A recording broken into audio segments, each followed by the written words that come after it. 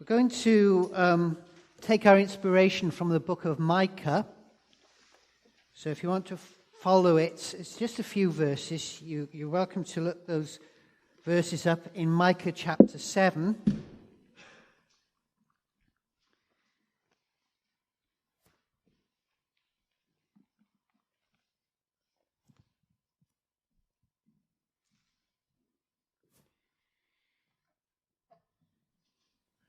They're the closing verses of the book,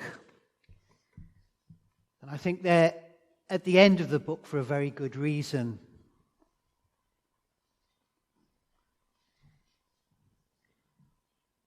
So Micah ends his book with these words, verse 18. Who is a God like you, who pardons sin and forgives the transgression of the remnant of his inheritance? You do not stay angry forever, but delights to show mercy. You will again have compassion on us. You will tread our sins underfoot and hurl all our iniquities into the depths of the sea. You will be faithful to Jacob and show love to Abraham, as you pledged on oath to our ancestors in days long ago. Who is a God like you? Micah is overcome by God. He's just astonished and astounded and amazed and bemused by the power and the wonder and the sheer awesomeness of God. So the book finishes with these words. Not sure if Micah put the book together or if the book was put together by someone after he died who took all his writings and sermons and put them in this order. That much we don't know. But these words are at the end for a reason. Because these verses sum up Micah's life. When I was a student, I was a physics student at the time, my pastor, when he learned of my call to overseas cross-cultural mission, he gave me a book as a present. It was called A Bunch of Everlastings by F.W. Borum. And in it, Borum tries to tell people's lives through a Bible verse. He chooses a Bible verse which best sums up this person's life. And since reading that book, it kind of haunts me. And actually, there is a Bible verse. I won't tell it to you now, but there is a Bible verse that sums up my life. And if I were to have a gravestone, which I'm not, you could put it on the gravestone.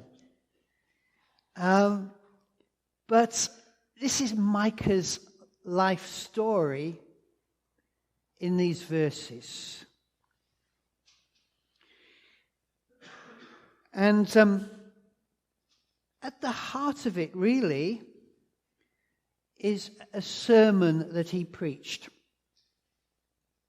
Now, I don't know what Bible... Actually, it's an interesting one. You can spend the week thinking what Bible verse would sum up my life. It's a great exercise to do. Wonderful, as you look back on God's blessings down the years. But this is based... all comes from a sermon that Micah preached around about 710 BC, give or take 5 years. And I preached on these verses one evening in mid-September in 2004. You remember that, don't you, all of you?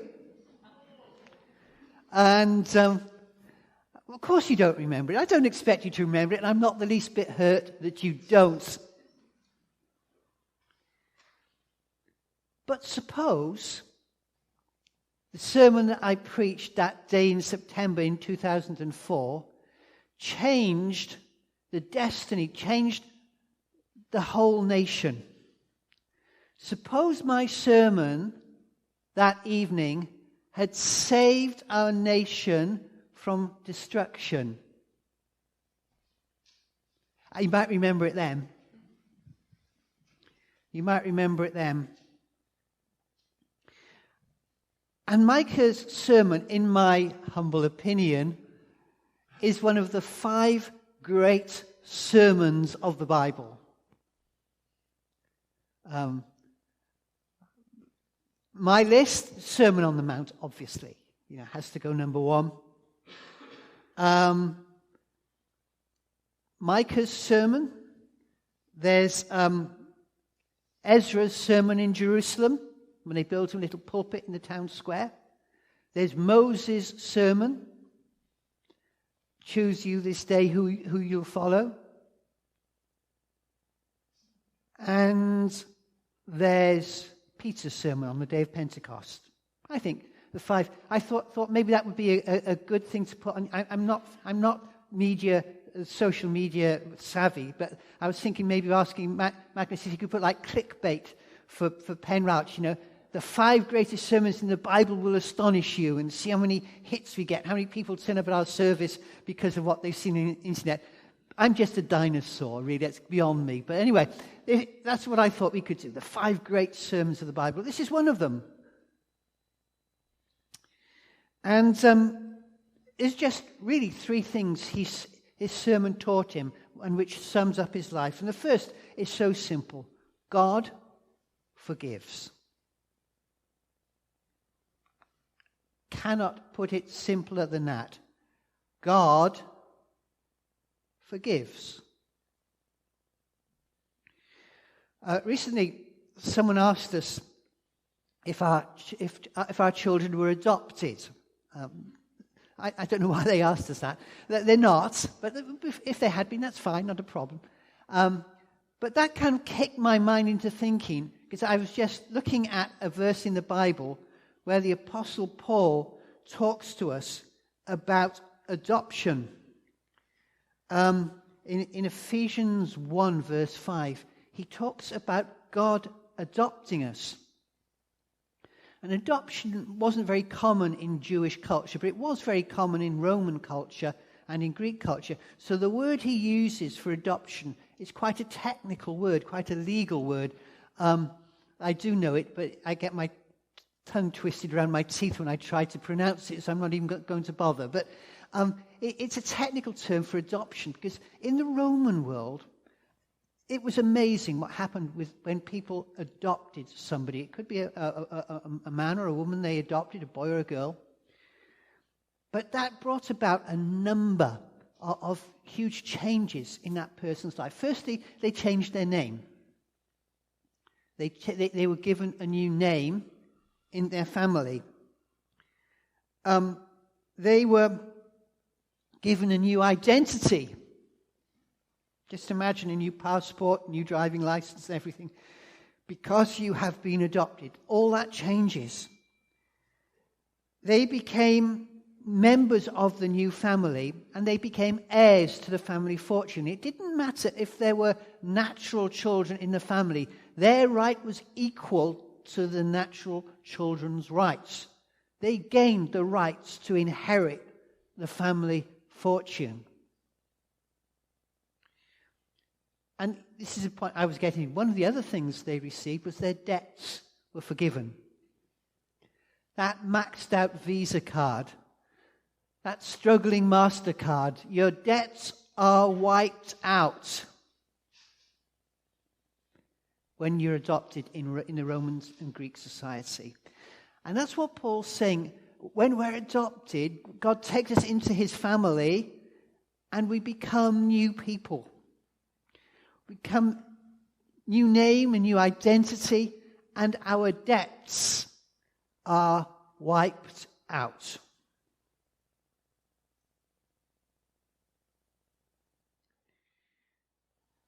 And that is just the most wonderful feeling. I I did show that when I was in this church many, many years ago, I did show a clip from the film Angela's Ashes. I looked for it recently, I couldn't find it. But it's my favourite clip from the film, and it's one of my favourite film clips of all time. It's an autobiography of a man called Frank McCourt, brought up in a poor family in Ireland. His father was a hopeless alcoholic. They went to America, and his father was so bad looking after the family, the Irish community clubbed together and sent them back to Ireland. As he says, the only family who went the other way at that time. And he struggled through miserable poverty in Ireland. And at one point, as he's a teenager, he gets a job for the local moneylender, keeping her books for her. She's a terrible woman. She's merciless and pitiless and gives no quarter. And he is her bookkeeper. And then, one day he goes into work and he finds that she has died in the night of natural causes. So he goes to the ledger where all the debts are written. And he steals the ledger. He takes the ledger away. And he takes that ledger with all its debts down to the River Shannon. And in the film, he looks through the book. He says, all the names are here. My mum, £2 for Christmas. Aunt Aggie, £9, maybe for my post office clothes. Bridie Hannon for ointment for Mr. Hannon's legs. Mrs. Purcell, Cloesy, Quigley, Molloy, everyone I know, and half of the poor of Limerick are here. They all owed her money. And then he hurls the ledger into the River Shannon. He says, but not anymore.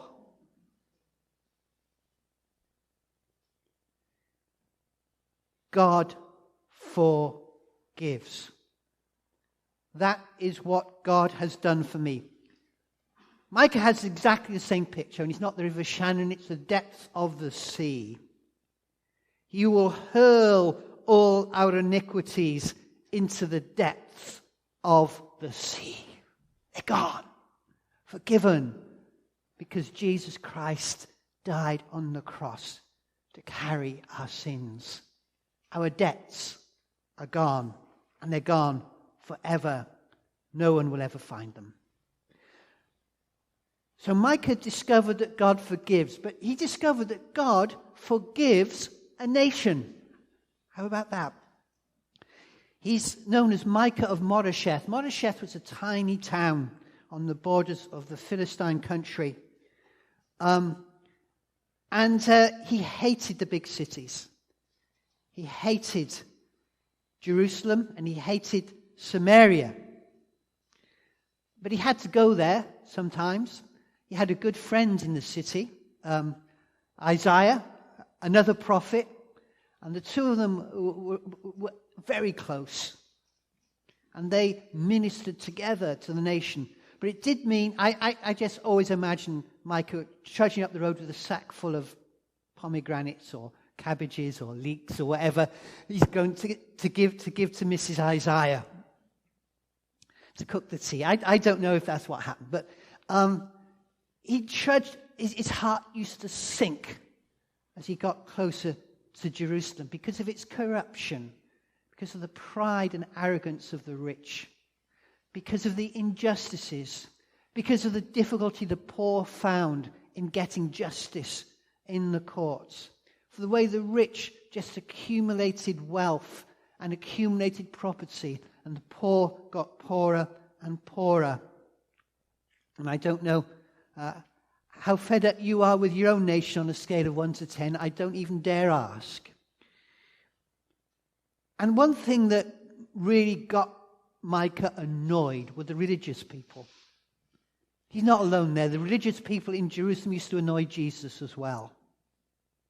They're the ones who really got him angry. They're ones who should have known better. but they just behaved as if God didn't exist. In fact, Micah was so fed up with the religious people that he in one of his sermons, he quotes this. I'm back in chapter 6 here, verse 6. With what shall I come before the Lord and bow down before the exalted God? Shall I come before him with burnt offerings, with calves a year old? Will the Lord be pleased with thousands of rams and 10,000 rivers of oil? Shall I offer my firstborn for my transgression, the first fruit of my body for the sin of my soul? Oh, that's religion. He says, he has shown you, O mortal, what is good. And what does the Lord require of you? And he puts it in a nutshell. To act justly, to love mercy, and to walk humbly with God. That's what he wants. 3 things. Act justly, love mercy, and walk humbly with your God. And you can find all kinds of resonances to that in Jesus' sermons and teachings. At another time, you can do that. But then on one of his visits to Jerusalem, he gets to preach a sermon to King Hezekiah. And this is one of the greatest sermons ever preached. And we don't have it. We don't have a sermon. I just wish we did. We just have odd snippets from it, sheltered there in the midst of the book of Micah.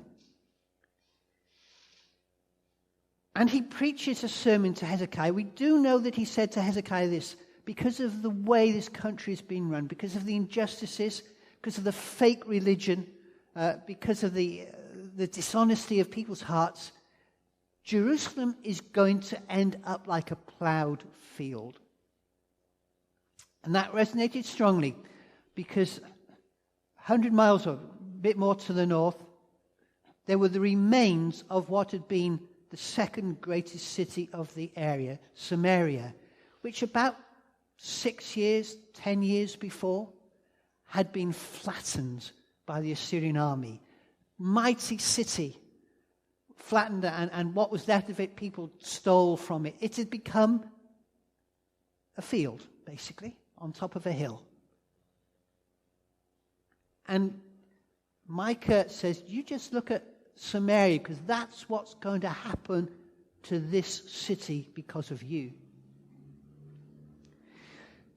And what was remarkable was that Hezekiah listened and said, you know what, Micah, you're right. And he set about all kinds of reforms, religious reforms, justice reforms, and economic reforms. He put the nation right. And Jerusalem escaped destruction. That's another story for another time. But it was such a magnificent sermon that it was remembered 100 years later. Now, I don't imagine any of my sermons are remembered by next Sunday, but that's okay. This sermon was quoted 100 years later when another prophet had been preaching, was in deep trouble. The prophet was Jeremiah.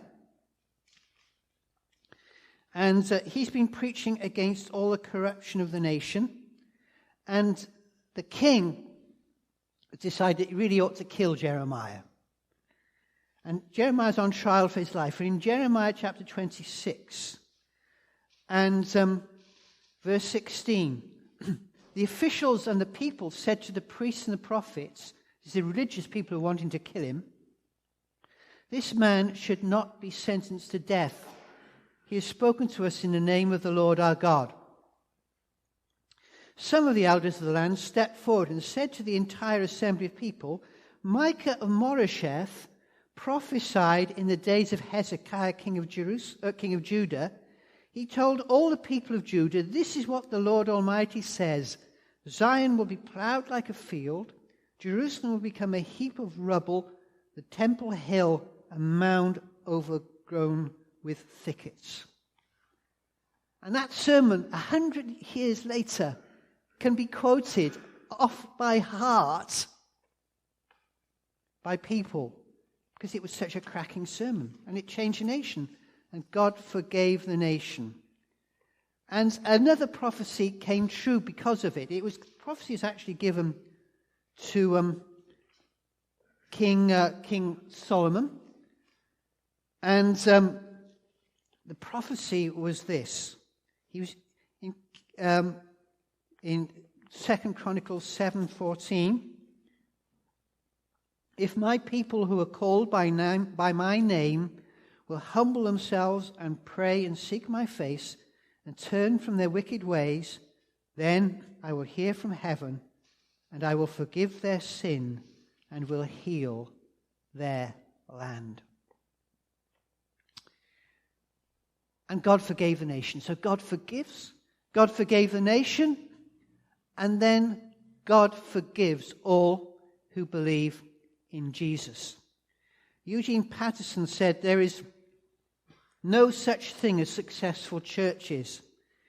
There are instead communities of sinners gathered week by week in towns and villages all over the world.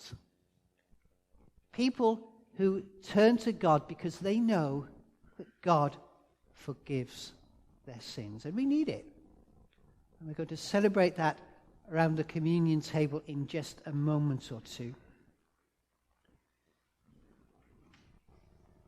One of my favorite passages, some of you will have heard me quote it from time to time. I try not to overdo it.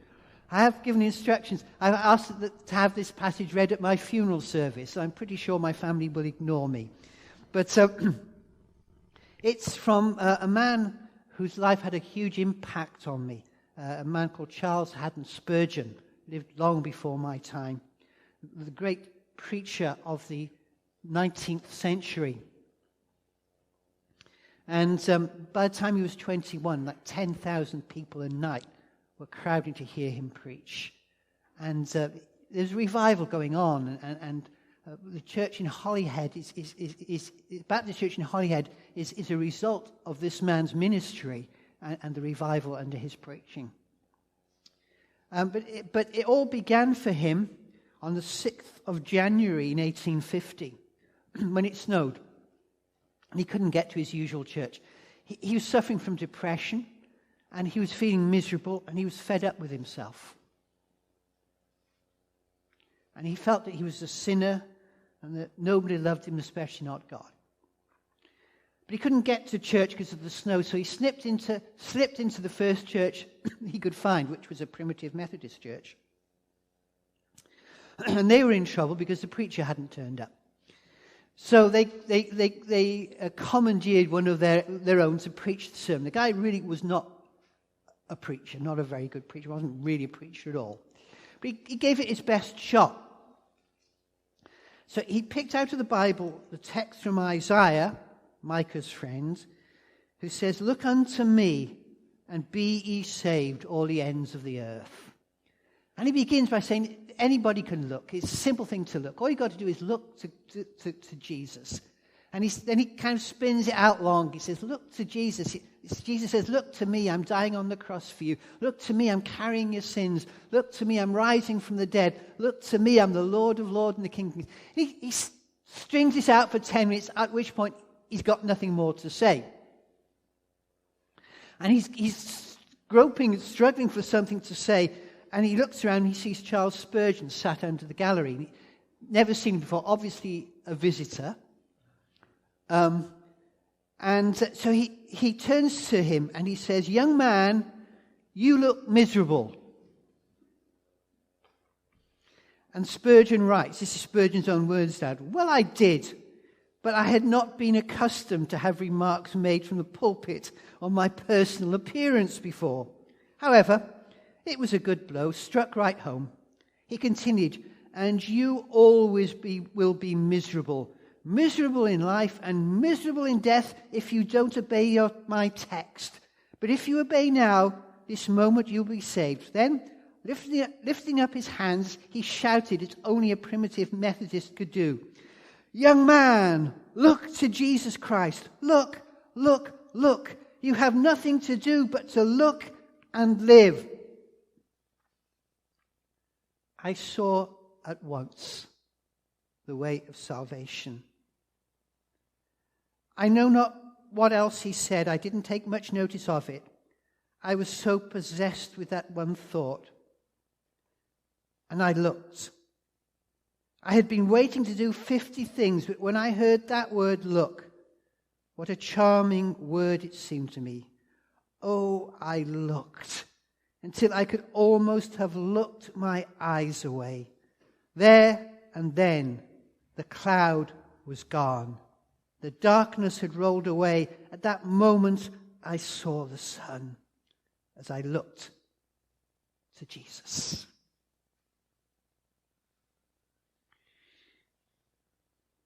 God forgives.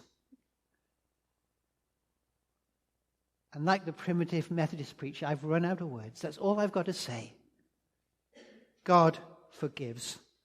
Just allow me to quote a verse from a hymn written about 1917 by a Nazarene pastor called Frederick Lehman. The hymn is not sung anymore, but the third verse is often quoted.